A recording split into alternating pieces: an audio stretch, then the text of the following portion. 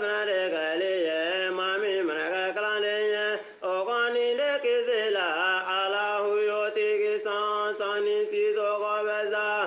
nuya kele labana se gon maga jonsiye niki besharia tama nikran allah ye fama ala dimineme ni jonga ketawe kisi trole galayalla ala kisi ganya kisi trole galayalla dunya kele labaina kaba ala ganya dalla anaka huyununa fama ala dimineme ni jonga ketawe kisi trole galayalla ala kisi ganya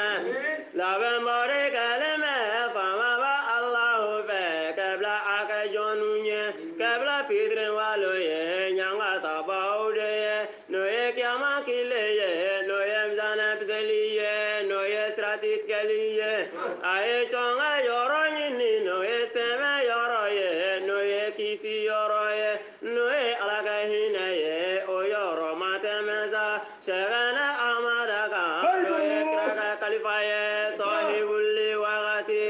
ame allah tanu ni aga ladriya ye sabu allahumma ke toyon ke masa esa kabini alaye dunya da fogana billa bidoina jama kulu simatu ko nikira do machisa obegela mune ko so obegela ine ko so kaba allahu yoro alaka hine kanye alaka ine tesoro ni masa sro yoro la anga shekna nyini asro yoro ye nyoro nye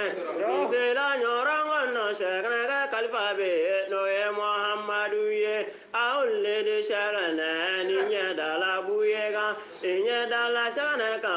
ani shagu jani ka alai wasani kiraye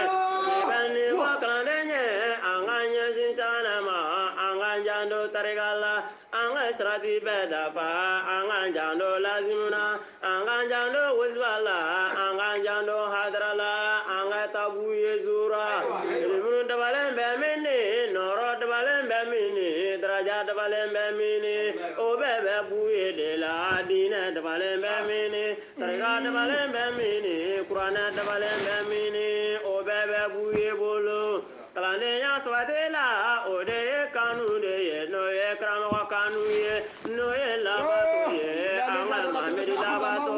awli de shagana akak magambe de la anaka ke walula ni mami ye krakanu ni imashana kanu iga ala krakanu koningara gwanzanye ni mami ye tiani kanu ni imabu ye kanu iga ala krakanu koningara gwanzanye ni mami ye krakanu ni imakra modunganu iga ala krakanu koningara gwanzanye kanu konta sbatide fika tuwa moduna iga na bonyona ke nunu sini nyonchera kanu konta sbatide fika tuwa moduna iga na bonyona ke nunu sini nyonchera suma salatu allah mustafa karimu